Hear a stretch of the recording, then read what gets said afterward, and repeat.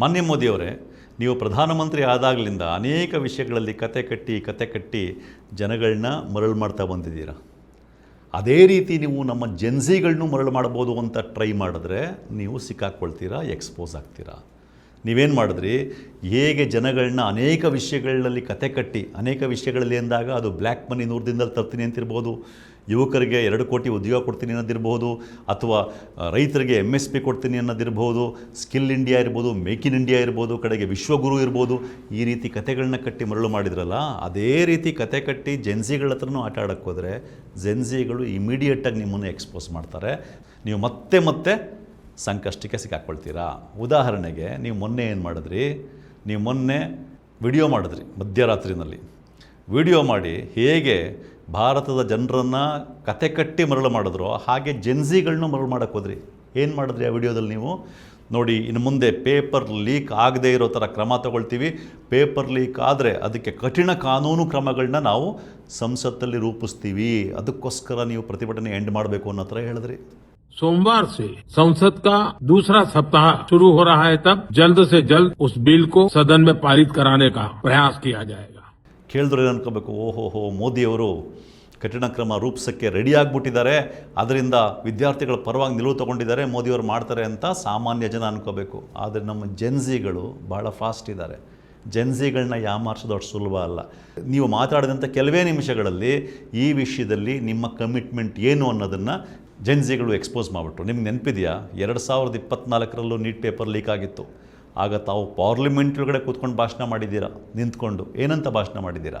केंद्र सरकार पहले ही एक कड़ा कानून बना चुकी है. नीट के मामले में लगातार गिरफ्तारियां की जा रही है.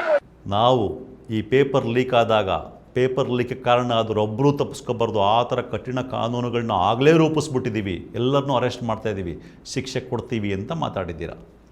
ಯಾವಾಗ? 2024ರಲ್ಲಿ.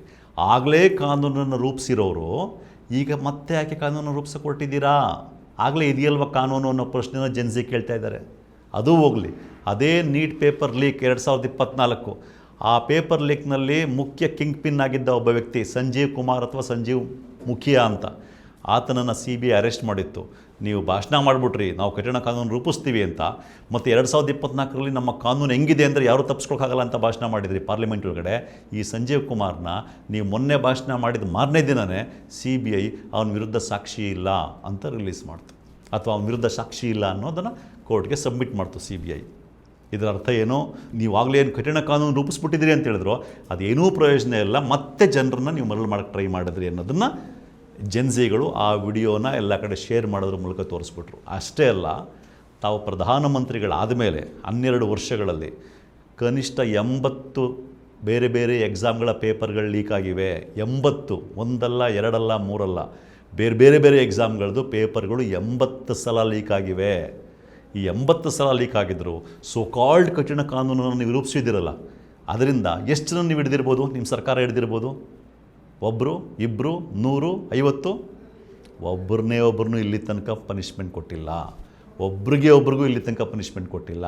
ಇದು ನಿಮ್ಮ ಟ್ರ್ಯಾಕ್ ರೆಕಾರ್ಡು ಅನ್ನೋದನ್ನು ಜೆನ್ಸಿಗಳು ನೀವು ಮಾತಾಡಿದ ಕೆಲವೇ ನಿಮಿಷ, ಕೆಲವೇ ಗಂಟೆಗಳಲ್ಲಿ ಎಕ್ಸ್ಪೋಸ್ ಮಾಡಾಕಿದ್ರು.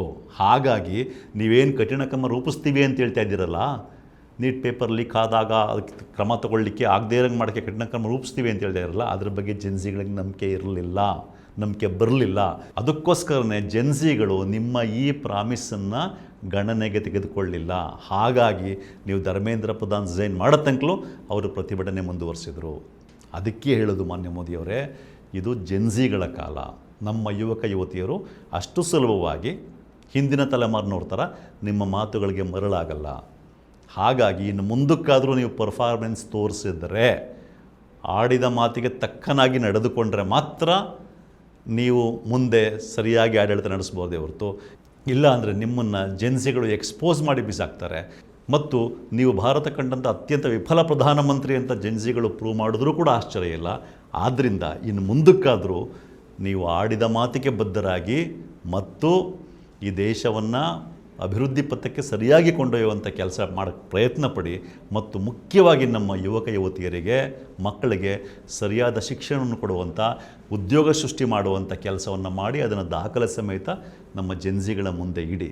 ಇಲ್ಲ ಅಂತಂದರೆ ನೀವು ಬರೀ ಇದೇ ರೀತಿ ಕತೆ ಕಟ್ತೀನಿ ಅಂತಂದರೆ ನಮ್ಮ ಜೆನ್ಸಿಗಳು ನಿಜಕ್ಕೂ ನಿಮ್ಮನ್ನು ಎಕ್ಸ್ಪೋಸ್ ಮಾಡಿ ಬಿಸಾಕ್ತಾರೆ ಅನ್ನೋದ್ರಲ್ಲಿ ಯಾವುದೇ ಅನುಮಾನ ಇಲ್ಲ. ನಮಸ್ಕಾರ. ಮತ್ತಷ್ಟು ವಿಶೇಷ ವಿಡಿಯೋಗಳನ್ನು ನೋಡಲು ಮತ್ತು ಹೊಸ ವಿಡಿಯೋಗಳ ಬಗ್ಗೆ ತಿಳಿಯಲು ಈ ದಿನ .com ಯೂಟ್ಯೂಬ್ ಚಾನೆಲ್ ಸಬ್ಸ್ಕ್ರೈಬ್ ಮಾಡಿ ಮತ್ತು ಬೆಲ್ ಐಕಾನ್ ಕ್ಲಿಕ್ ಮಾಡಿ.